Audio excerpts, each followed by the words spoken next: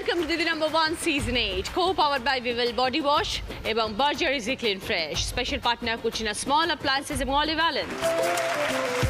পথটা হয়তো কঠিন ছিল, আজ ফিরে যখন দেখি এগিয়ে যাওয়ার নতুন পথে প্রতিদিনই শিখি।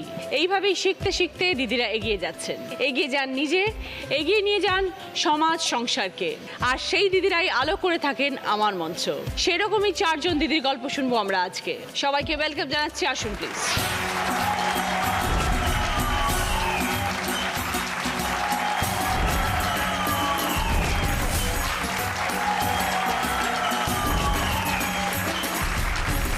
প্রথমে আছেন মৌ মুখার্জি দাস। নমস্কার দিদি, আমি উত্তর কলকাতার হলদিরাম থেকে এসেছি। আমি বাই প্রফেশন একজন টিচার, কিন্তু তার সাথেও আমি একটা ক্যান্সার নিয়ে সমাজ সচেতনমূলক একটি কাজকর্ম করি। যে কাজকর্মে এই কাজে আমি কি করে এলাম এবং এটার কি কাজ আমি করি, সেই গল্পই আমি আপনার কাছে করতে এসেছি। শুনবো সব গল্প। সুদীপ্তা রায়। নমস্কার দিদি, আমি মেডিকেল রিপ্রেজেন্টেটিভ বাই প্রফেশন। তো এই প্রফেশনের অনেক উত্থান পতন আছে, তার মধ্যে দিয়েই আমি সফলতার সাথে যেভাবে জীবনকে এগিয়ে নিয়ে যাচ্ছি সেই ব্যাপারেই আমি আপনার সাথে গল্প করতে এসেছি। শুনবো মনীষা সিংহ। নমস্কার দিদি, আমি সোদপুর ধানকল থেকে আসছি। জীবনে কিভাবে লড়াই করে মেয়েকে এই জায়গায় এনেছি তারই গল্প আপনার সাথে করবো বলে এসেছি। আচ্ছা, পুষ্প দেবনাথ। নমস্কার দিদি, আমি নবদ্বীপ থেকে আসছি। আমি পুরনো জিনিসের বিজনেস করে নিজের জীবনটাকে কি করে নতুন করে তুলেছি সেই গল্পই আপনাকে বলবো। আচ্ছা, ঠিক। সবাইকে নিয়ে শুরু করছি আমাদের প্রথম রাউন্ডে খেলা। ভিভেল বডি ওয়াশ প্রেজেন্টস দিদি মেভেজে। এই রাউন্ডে যিনি হাই স্কোর হবেন তিনি পেয়ে যাবেন ভিভেল বডি ওয়াশের তরফ থেকে গিফট হ্যাম্পার। প্রথমে কথা বলবো মৌ মুখার্জি দাসের সাথে। ক্যান্সারকে নিয়ে কাজ করছো, ক্যান্সারের জন্য কাজ করছো, মানুষকে সচেতন করছো, কিভাবে আসা এই কাজে? আমরা 3 বোন, আমি বড়। আমি খুব ছোট শহর থেকে এসেছি, দুর্গাপুর থেকে। তো আমার মা বাবা দুজনেই সরকারি চাকরি করতেন এবং আমাদের প্রথম জীবনটা খুব সচ্ছলভাবেই গেছে। 3 জনেই আমরা খুব ভালো জায়গা থেকে পড়েছি, চাকরি করি এবং ইস্টাবলিশড নিজেদের জীবনে। কিন্তু আমাদের জীবনের সংঘর্ষটা শুরু হয় যখন আমার মা বাবার ক্যান্সার ধরা পড়ে। 2015-তে আমার মায়ের ক্যান্সার ধরা পড়ে, 2016-তে আমার বাবার ক্যান্সার ধরা পড়ে এবং ব্যাক টু ব্যাক 1 বছরের মধ্যে মা বাবা দুজনেই মারা যান। ক্যান্সারের মতন জিনিস কি জিনিস সেটা কোনোদিন আমাদের উপলব্ধিতে আসেনি। প্রথম যখন আমাদের বাড়িতে হলো, সেইটা কেন হলো, কি হলো, এবং আমরা দিশেহারা হয়ে গেলাম। আমি এখানে কলকাতায় থাকতাম, মা বাবাকে নিয়ে আমি কলকাতায় চলে আসি এবং রাতের পর রাত 12:30, 1টায় আমি একটা মেয়ে হয়ে আমি কোনো লোকবল পাইনি, আমি কোনো আর্থিক সাহায্যও যে পেয়েছি তা না। আমরা সচ্ছল ছিলাম, কিন্তু 40 লাখ টাকা খরচা করেও সেই মা বাবাকে আমি বাঁচাতে পারিনি। এবং রাতের পর রাত আমরা ডাক্তারের কাছে ছুটেছি, অনেক রকমের অভিজ্ঞতার সম্মুখীন হয়েছি, কিন্তু তারপরেও আমরা যখন বাঁচাতে পারিনি মা বাবার এই যন্ত্রণা। কি ফাইনাল স্টেজে ধরা পড়েছে? হ্যাঁ, একদম ফাইনাল স্টেজে। সবচেয়ে বড় কথা হচ্ছে, দেখুন, ক্যান্সার নিয়ে যখন মা বাবা যখন মারা গেলেন, তারপরে আমি বাবাকে বলা হলো প্যালিয়েটিভ কেয়ার বলে একটা জিনিস হয়, সেইটাতে বাবাকে শিফট করা হলো ক্যান্সারের মধ্যেই। এবারে প্যালিয়েটিভ কেয়ার কি এবং মা বাবাকে কিভাবে বাঁচানো যায়, বিশেষ করে বাবা, কারণ মা চলে গেছিলেন, মাকে দেখেছে বাবা, এবং তারপরে বাবাও ওই রকম শকের মধ্যে ছিলেন। তো কি করে বাবাকে ঠিক করব, এইটাই একটা বড় কথা ছিল। ওই মানসিক যন্ত্রণা থেকে আমি যখন বাবা মা চলে যাই, আমি তখন স্টাডি করতে শুরু করি যে এই প্যালিয়েটিভ কেয়ার কি।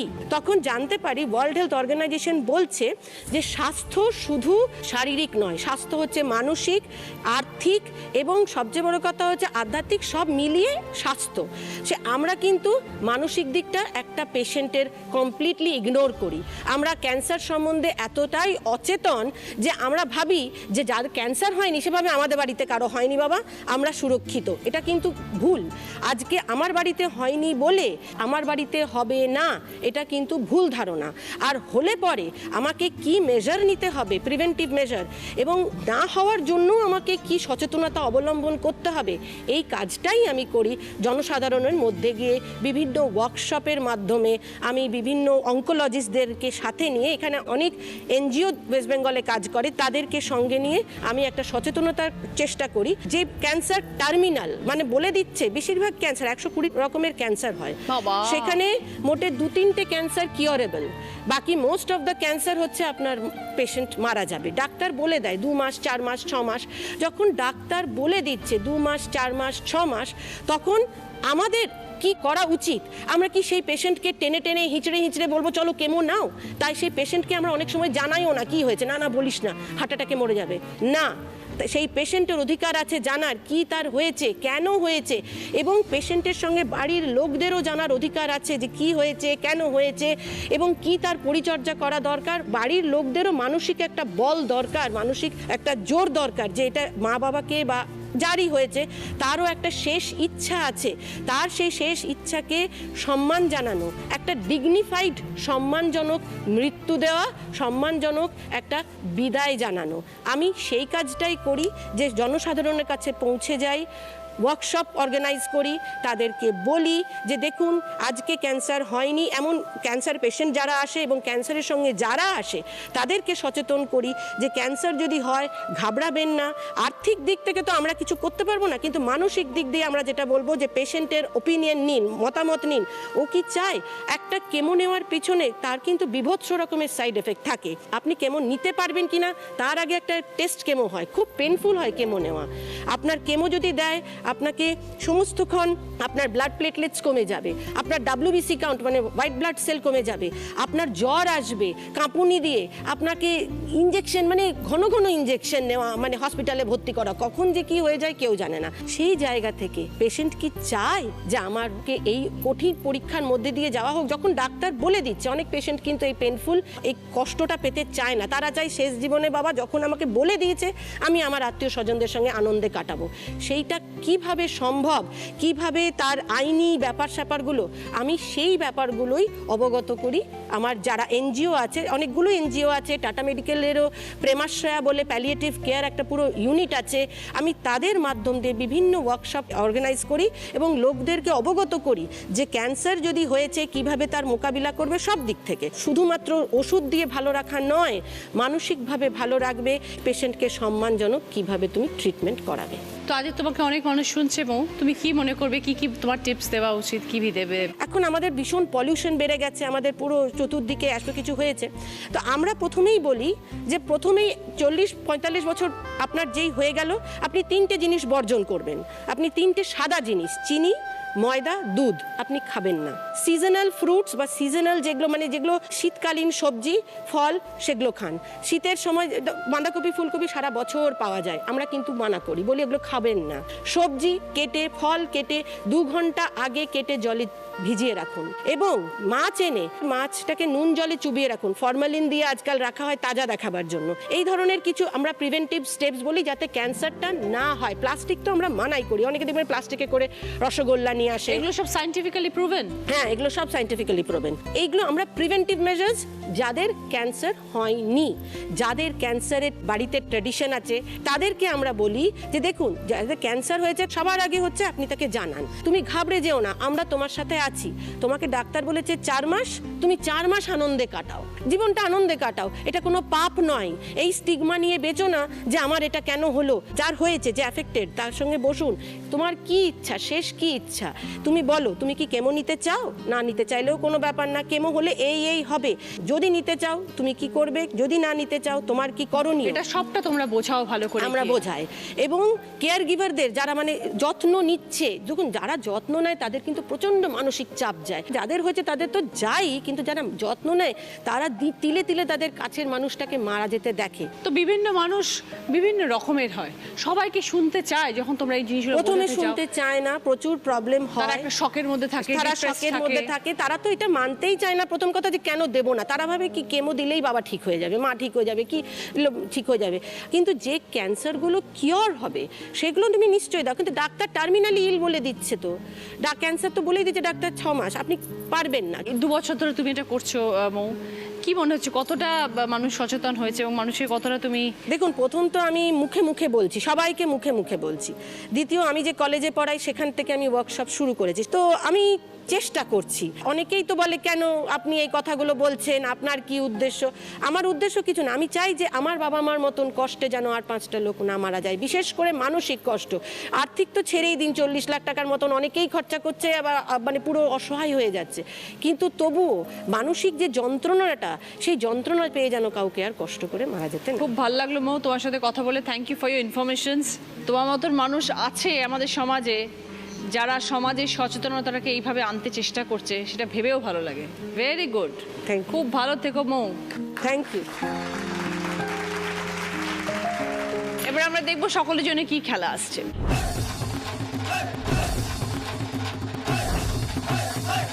খেলাটা একটু বুঝিয়ে দিই। দুধ আছে, চিনি আছে, চা আছে, সানফিস্ট মেরি লাইটের বিস্কিট আছে। তোমাদের যেটা করতে হবে, চা পরিবেশন করতে হবে বিস্কিট দিয়ে। 4টে কাপে চিনি দেবে, চাটা ঢালবে, ভালো করে গুলবে, সানফিস্ট মেরি লাইটের প্যাকেট কাটবে, প্রত্যেকটা প্লেটে 2টো করে বিস্কিট সাজাবে। কে কত তাড়াতাড়ি করতে পারে। প্রথমে খেলতে আসছে মৌ। স্টার্ট।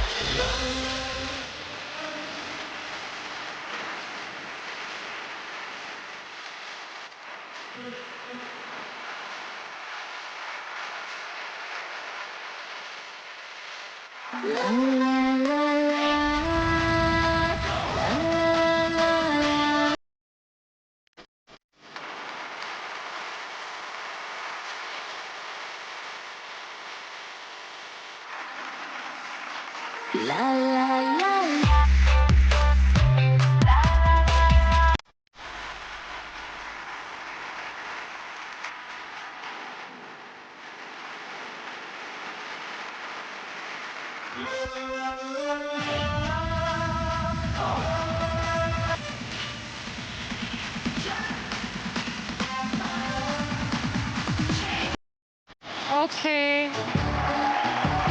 মৌ খেলাটা শেষ করেছে 1 মিনিট 24 সেকেন্ডে।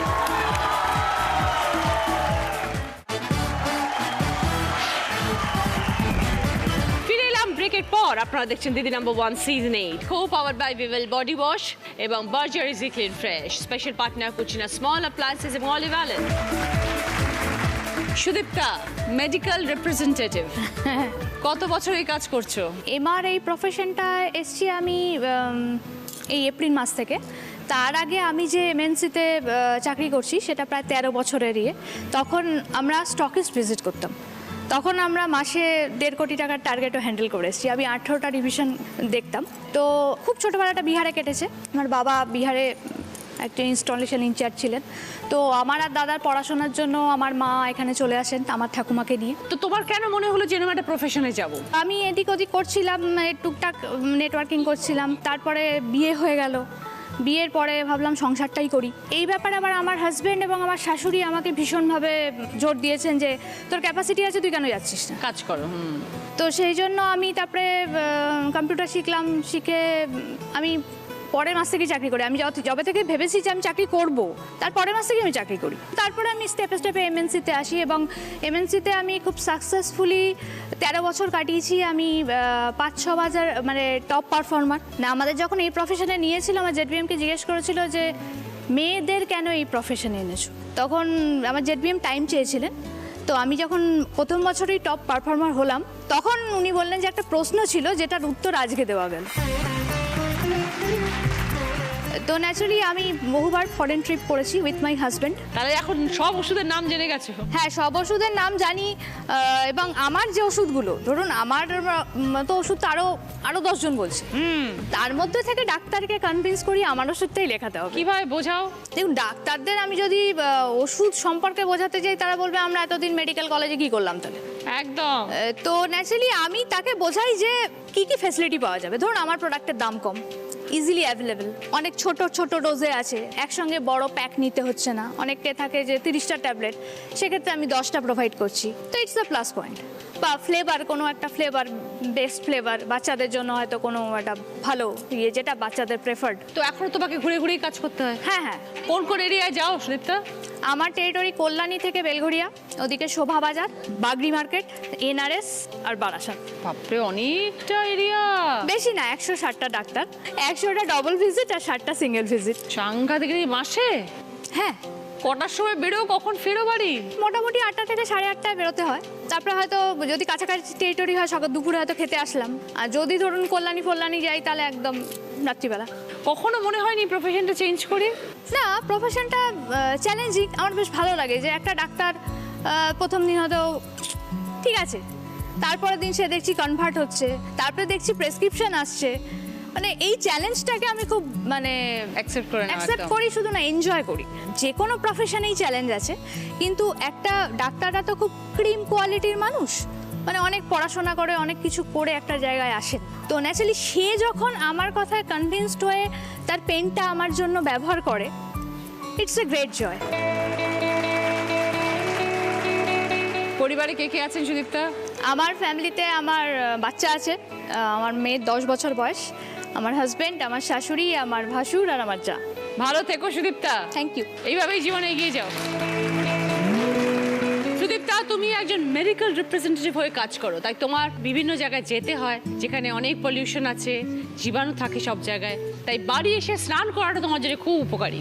তাই স্নান সবসময় করবে ভিভেল বডি ওয়াশ সাবান দিয়ে, কারণ ভিভেল বডি ওয়াশ সাবান ত্বককে সুরক্ষিত রাখে এবং কোমল রাখে। তাই ত্বকের কোমলতার সাথে কোনো আপোষ না।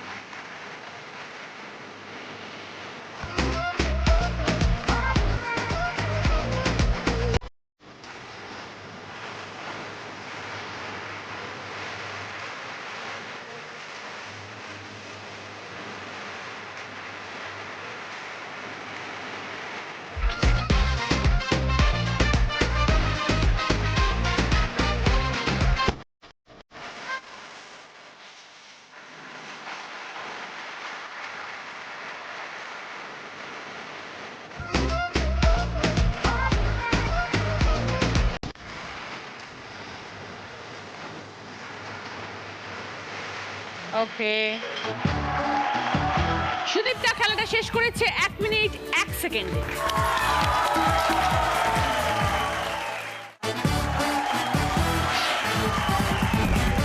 ফিরে এলাম ব্রেকের পর। আপনারা দেখছেন দিদি number 1 season 8, co powered by Vivel body wash এবং Berger easy clean fresh, special partner Cucina small appliances এবং অলিভ অয়েল।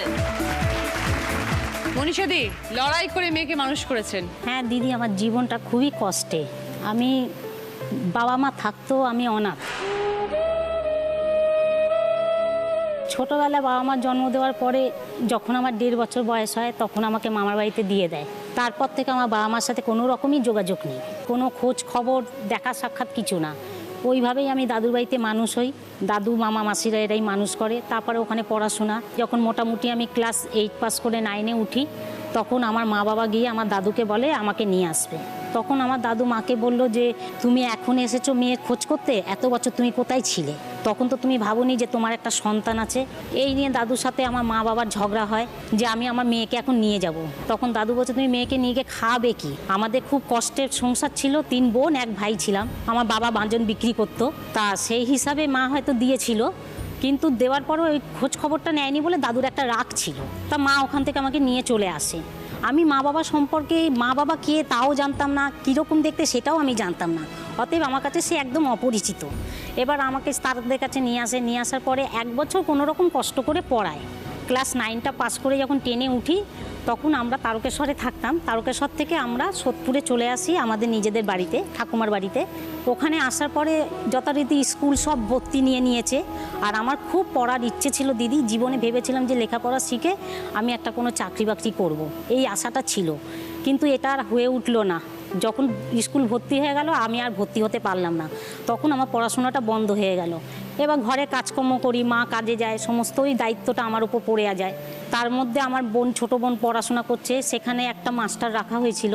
আমাকে দেখে তার পছন্দ হয়, আমার মাকে বলে আমি এরকম আপনার মেয়েকে বিয়ে করব। উনি একটাই খালি টিউশনি করতো, আমার হাজবেন্ড। তা মা সেই সব না দেখে শুনে যেহেতু বিয়ে দেবে বলেছে, ওর জন্য দিয়ে দিয়েছে। এবার বিয়ে ঠিয়ে দেওয়ার পরে যখন আমি পরের দিনকে আমি হাজবেন্ড ওয়াইফ আমরা বেরিয়ে আসি বরকনে, ঘর ভর্তি লোকের মাঝখানে আমার বাবা আমাকে বলল, অভাব অনটন দুঃখ কষ্ট হলে তুমি আর এ বাড়িতে পা রাখবে না।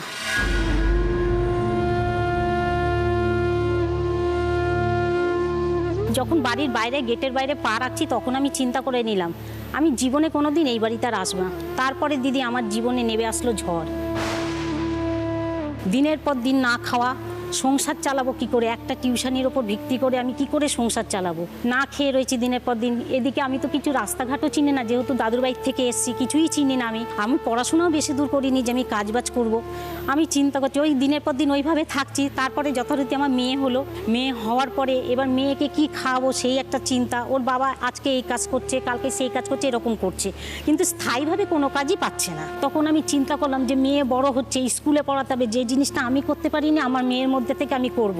তারপর আমি চিন্তা করলাম যে না, আমার এইভাবে চলবে না। তখন আমি রান্নার কাজ করছি, আমি একসাথে 5-6টা রান্নার কাজ করি দিদি। তাতে আমার মেয়েকেও সময় দিতে পারছিলাম, প্লাস আমি নিজেও বাড়িতে নিজে কাজ করি। হ্যাঁ, আমার স্বামী প্রচুর হেল্প করেছে, আমার সাথে সংসারে কাজ করেছে। ও হেল্প না করলে আমি পারতাম না ঘরে বাইরে সামাল দিতে। এইভাবে দিদি মেয়েকে পড়ালাম, মাধ্যমিকে স্টার মার্কস দিয়ে পার করলো। তারপরে তোমার গ্র্যাজুয়েশন কমপ্লিট করলো, সায়েন্স নিয়ে পড়লো, বিএসসি করালাম। তারপরে এমএসসি ম্যাথে অনার্স নিয়ে পড়ালাম, বিএড করালাম। এখন আমার মেয়ে একটা চাকরিতে জয়েন্ট করেছে। এই হচ্ছে আমার জীবনের লড়াই। আমি এইভাবে কষ্ট করে মেয়ের কাছকে এই জায়গায় দাঁড় করিয়েছি দিদি। তা এখনো কি রান্নার কাজ করছো? হ্যাঁ, রান্নার কাজ আমি এখনো করছি। কটা বাড়িতে রান্না করো? সকালবেলা দিদি 5টা বাড়িতে, বিকেলবেলা 2টো বাড়িতে। তা সারাদিনে প্রচুর রান্না? হ্যাঁ, প্রচুর রান্না করতে হয়, কিন্তু তাও আমার হয়ে যায়, আমার অসুবিধা হয় না দিদি। তার মানে তোমার হাতের রান্না ভালো, তাহলে 7টা বাড়িতে রান্না করা চারটিখানি কথা নয়। আমি 45 মিনিট থেকে বড় জোর 1 ঘন্টা, তার মধ্যে আমি মোটামুটি একটা বাড়িতে কাজ কমপ্লিট করি। ওর জন্য আমাকে সবাই বলে যে তুমি কম্পিউটার নাকি, তুমি ঢোকো আর বেরো। 1 ঘন্টার মধ্যে কটা রান্না করো? 6 রকম, কোনো বাড়িতে 5 রকম পদ, কোনো বাড়িতে সবই এইরকম করা হয়। কি কি পদ রান্না হয় 1 ঘন্টায়? ভাতটা করতে হয় না সাধারণত, ডাল, রুটি, তরকারি, মাছ, ভাজা ভুজি। খুব ভালো লাগলো মনীষা দি কথা বলে। থ্যাংক খুব ইউ ভালো। দিদি। কত কষ্ট করে মেয়েকে বড় করেছেন, আজকে কত আনন্দের দিন। আপনি আশীর্বাদ করুন আমার মেয়ে যেন আরো বড় হতে পারে। মেয়ে এসছে তো? হ্যাঁ, মেয়ে এসছে। কি নাম? পায়েল সিংহ। মা অনেক কষ্ট করে তোমার কাছে বড় করেছে, মার পাশে সবসময় দাঁড়াবে। হ্যাঁ, আমি তো মাকে বলি যে আর কাজ করতে হবে না, আমি তো পেয়েছি, কিন্তু মা বলে যে না, সময় কাটবে। যতদিন কাজের মধ্যে থাকা যায় তত বলছে সময় কাটবে কিভাবে, এইভাবে। খুব ভালো। ভালো থাকবেন মনীষা দি।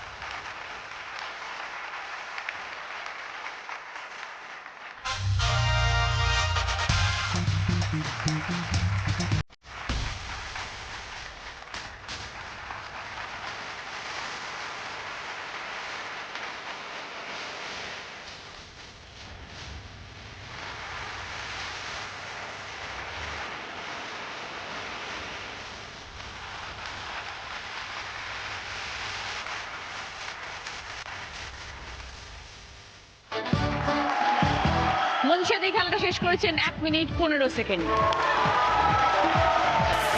এবার আমরা কথা বলবো একটু পুষ্পদির সাথে। হ্যাঁ দিদি, পুরনো জিনিসের ব্যবসা করেন, এই বিষয়টা কি? পুরনো কাঁসা, পিতল, সিলভার এসব জিনিস আমি কিনে ওগুলো মহাজনকে বিক্রি করি, বিক্রি করে পয়সা ইনকাম করি। পান কোথা থেকে জিনিসগুলো? এই বিজনেসটা আমার পাঞ্জাবে। আপনি পাঞ্জাবে থাকেন? ছিলাম অনেক বছর, এখন মেয়েদের পড়াশোনার জন্য মানে এখানেও থাকি, আপ ডাউন করি। হঠাৎ করে এই ব্যবসায় ঢুকলেন কিভাবে, পাঞ্জাব পৌঁছলেন কি করে? আমরা 4 ভাই বোন, বাবার আর্থিক অবস্থা অতটা ভালো ছিল না, 3 ভাই বোনকেও পড়াশোনা করাতে হবে, ওরা ছোট, আমি সবার বড়।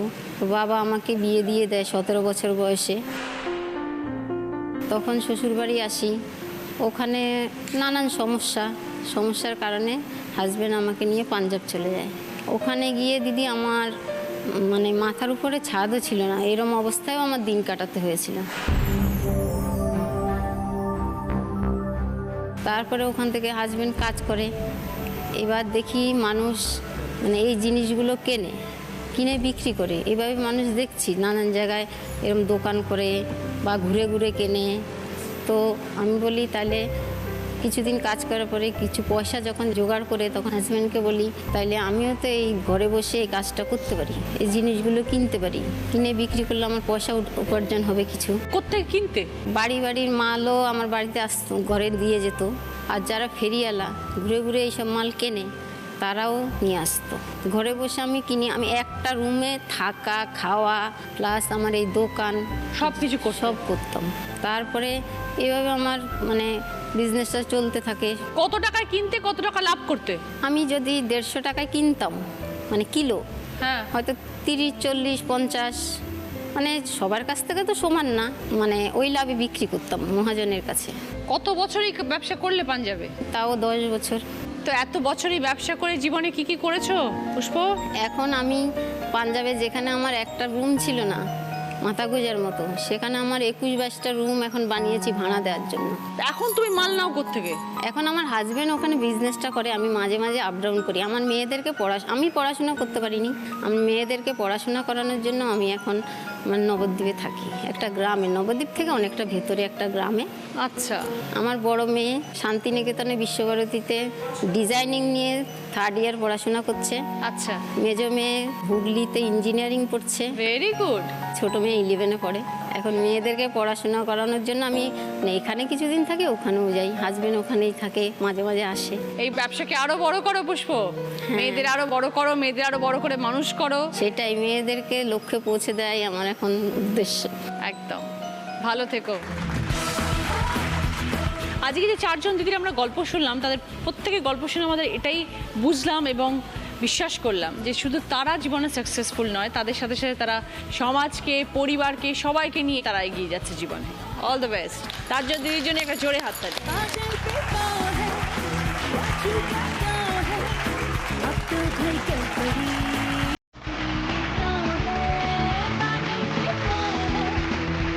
স্টার্ট।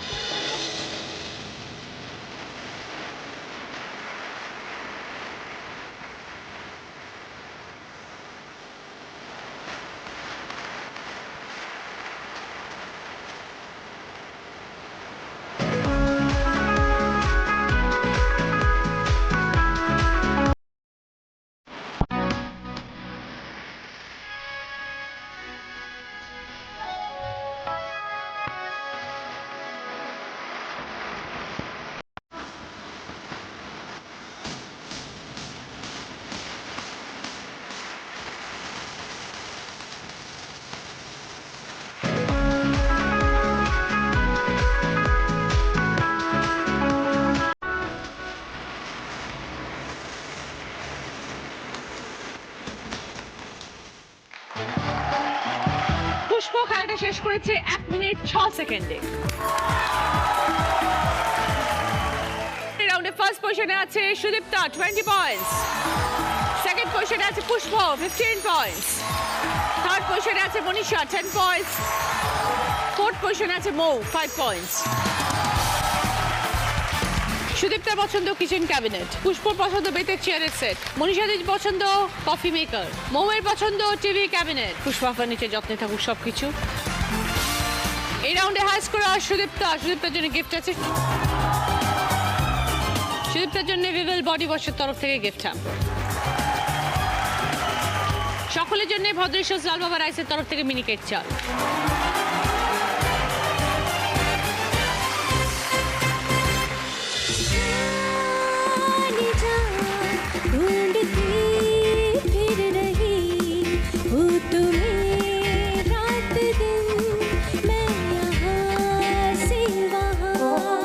मुझको आवाज दो चुप रहे हो सनम तुम कहाँ तुम कहाँ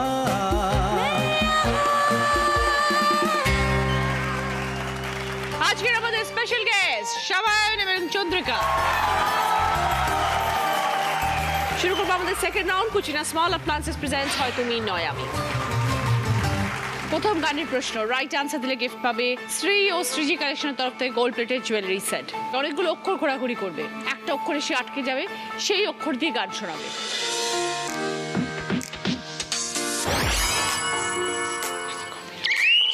সুদীপ্তা, আমার স্বপ্ন যে সত্যি হলো একদম 5 পয়েন্টস। সঙ্গে শ্রী ও শ্রীজি কালেকশনের তরফ থেকে গোল্ড প্লেটেড জুয়েলারি সেট। দ্বিতীয় গানের প্রশ্ন, সঠিক উত্তর দিলে গিফট পাবে রাইস কুকার। এই তো জীবন যাক না যেদিকে যেতে চায় প্রাণ বেয়ারা এই চালাও ফোয়ারা জিন্সের শ্যাম্পেন রাম খাও খাও বুধ হয়ে ডুবে যাও দেখো চোখে চোখে সর্ষে ফুল করুক মাতা ঝিম ঝিম লোলা লুডু কেন তোমার বয়স হয় না 16 আমার 19 গানে বাগানে থাকা কোন জিনিসের কথা বলা হয়েছে? বলো সুদীপ্তা। সর্ষে ফুল। 5 পয়েন্টস। চোখে সর্ষে ফুল সঙ্গে রাইস কুকার। 3 নম্বর গানের প্রশ্ন, সঠিক উত্তর দিলে গিফট পাবে তামার বটলের সেট। কলকাতার বিভিন্ন ছবি এসছে, এমন একটা গান গাইতে হবে যার মধ্যে কলকাতা শব্দটা আছে। বলো মৌ। আমি কলকাতার রসগোল্লা আমি কলকাতার রসগোল্লা। একদম 5 পয়েন্টস। সঙ্গে তামার বটলের সেট। একটা গান হয়ে যাবে। আমি মিস ক্যালকাটা চাই না দিতে টিপস এখনো তো কেউ জানে না আমার স্ট্যাটিস্টিক্স আমি মিস ক্যালকাটা 1976 আমি মিস ক্যালকাটা চাই না দিতে টিপস এখনো তো কেউ জানে না আমার স্ট্যাটিস্টিক্স আমি মিস ক্যালকাটা 1976 4 নম্বর গানের প্রশ্ন, রাইট আনসার দিলে গিফট পাবে স্যান্ডউইচ গ্রিল। 3 জন নায়কের ছবি ঘুরবে, একজন নায়কের ছবিতে এসে আটকে যাবে, সেই নায়কের যে কোনো গান শোনাতে হবে।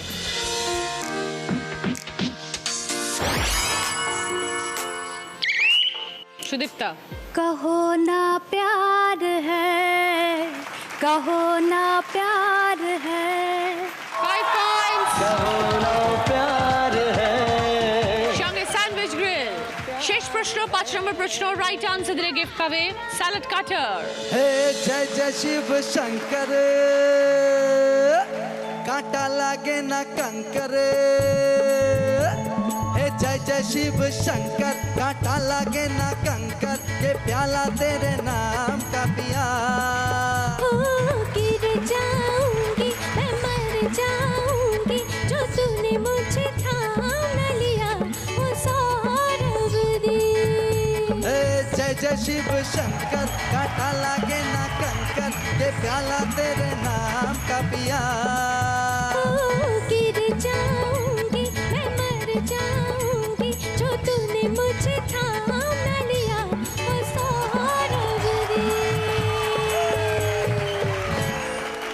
গানে শিব ঠাকুরের আরেকটা কোন নাম বলা হয়েছে? বলো মৌ। শঙ্কর। 5 পয়েন্টস। हे जय जय शिव शंकर সঙ্গে স্যালাড কাটার।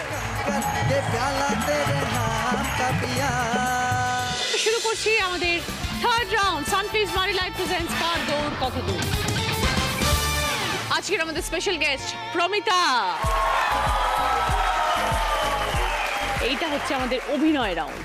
একটা টপিকের উপরে প্রমিতা অভিনয় করবে, তোমাদেরকে বুঝতে হবে। সঠিক উত্তর দিলে 5 পয়েন্টস। প্রথম টপিক,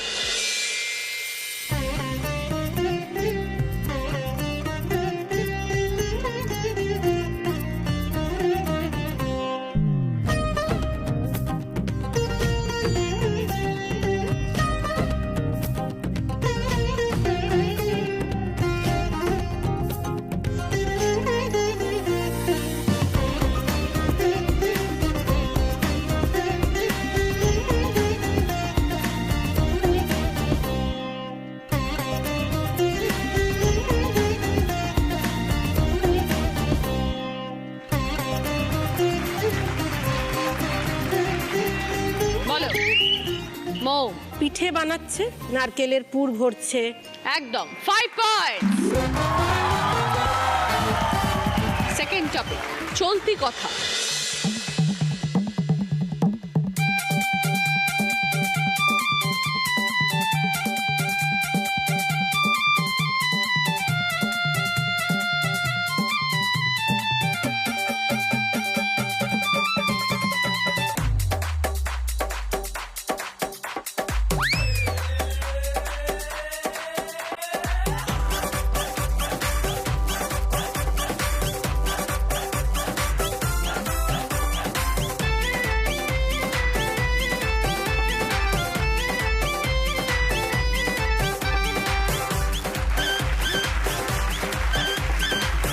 বলো মনীষা দি।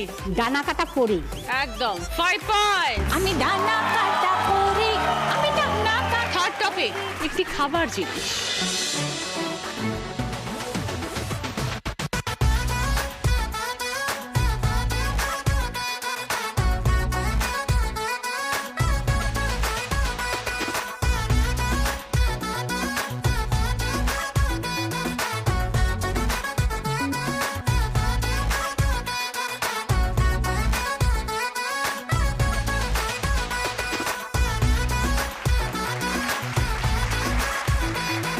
বলো মৌ। বাটার লাগানো হচ্ছে পাউরুটিতে। একদম 5 পয়েন্টস। 4 নম্বর টপিক,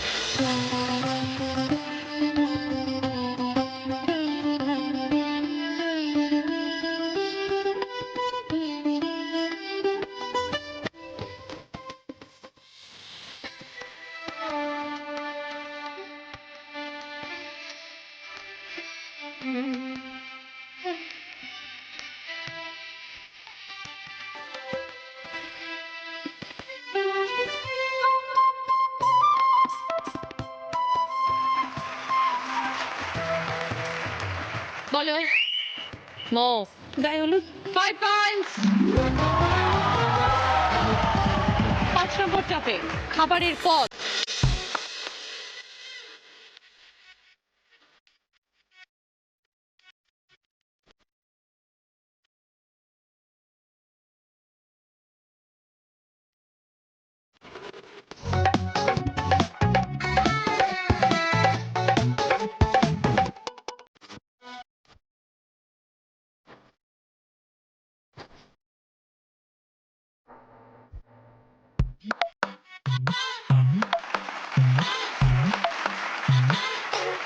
বলো সুদীপ্তা।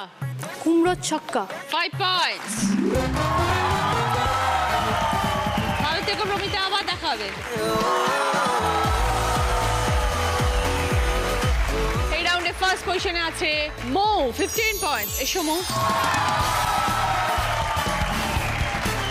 মৌয়ের জন্য ননস্টিক কুকওয়্যারের সেট। সেকেন্ড পজিশনে দুজন, সুদীপ্তা এবং মনীষা দি, দুজনেই 5 পয়েন্টস। সুদীপ্তার পছন্দ ভদ্রেশ্বর লাল বাবা রাইসের তরফ থেকে গ্রসারি আইটেম। মনীষাদের জন্য হট টিফিন ক্যারিয়ার।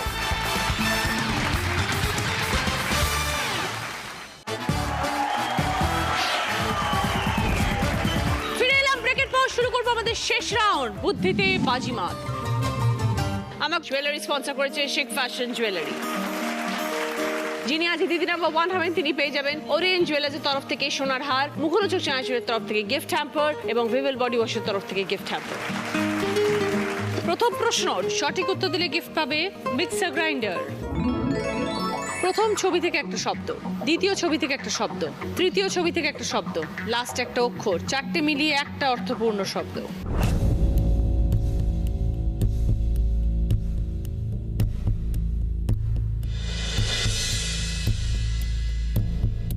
এবার বলো পুষ্প। পাটিসাপটা। বোঝাও। পা আর টি চা আর সাপ একটা। 20 পয়েন্টস। সঙ্গে মিক্সার গ্রাইন্ডার। তৃতীয় প্রশ্ন সঠিক উত্তর দিলে গিফট পাবে আয়রন প্লাস আয়রন টেবিল। ডালিম, বালিশ, পেয়ারা, একটা করে অক্ষর নিয়ে একটা নতুন শব্দ বানাও পরপর।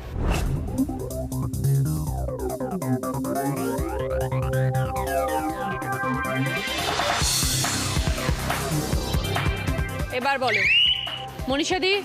মশলা।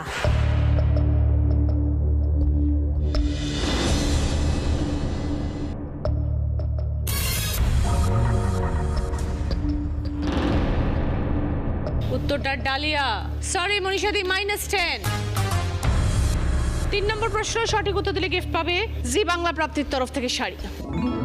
খুব সহজ বিষয় হলে ছেলের হাতের বলো, স্বাদে সেরা পেতে হলে জয়নগর চলো।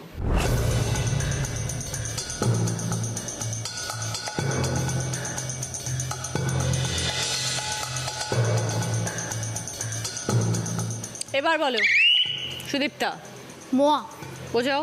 ছেলের হাতের মোয়া বলা হয়, আর স্বাদে সেরা পেতে হলে জয়নগরের মোয়া বিখ্যাত।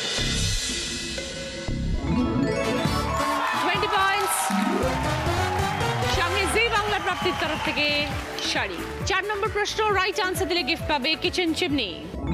পাশাপাশি ক্লু, নিজের কাজে রাখতে হয়, পদবিও চিনতে হয়। ওপর নিচে ক্লু, গল্পে গরু গাছে চড়ে, এই শব্দ মনে পড়ে।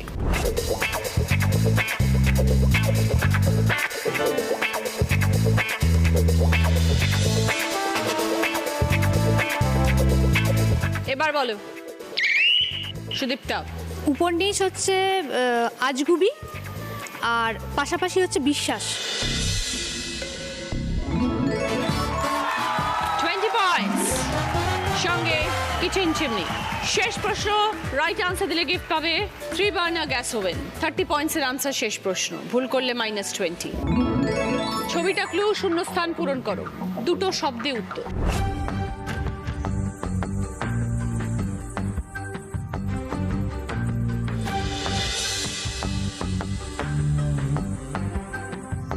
এবার বলো মৌ।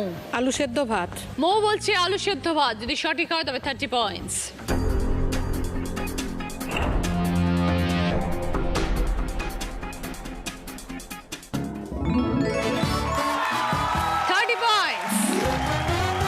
সঙ্গে 3 বার্নার গ্যাস ওভেন। শেষ প্রশ্নের উত্তর দিয়ে মৌয়ের স্কোর গিয়ে দাঁড়ালো 60 পয়েন্টসে। কিন্তু যা স্কোর আজকে সব থেকে বেশি সে হচ্ছে আজকের উইনার, আজকে দিদি number 1 Sudipta with 80 points. Mentu, এটা তোমার মৌ। পুষ্প, মনীষাদি, উইনারের ট্রফি সুদীপ্তার। দিদি নাম্বার 1 এর ব্যাচ, দিদি নাম্বার 1 এর স্যাট, ওরিয়েন্ট জুয়েলার্সের তরফ থেকে সোনার হার, মুখরোচক চানাচুরের তরফ থেকে গিফট হ্যাম্পার, অলিভ অ্যালেনের তরফ থেকে গিফট হ্যাম্পার, ভিভিল গ্লিসারিন সোপের তরফ থেকে গিফট হ্যাম্পার, মিয়া আমরের তরফ থেকে দিদি নাম্বার 1 কে, মিয়া আমরের তরফ থেকে সকলের জন্য গিফট হ্যাম্পার, বাঞ্ছারামের তরফ থেকে মিষ্টির গিফট হ্যাম্পার। মিষ্টি মানেই বাঞ্ছারাম।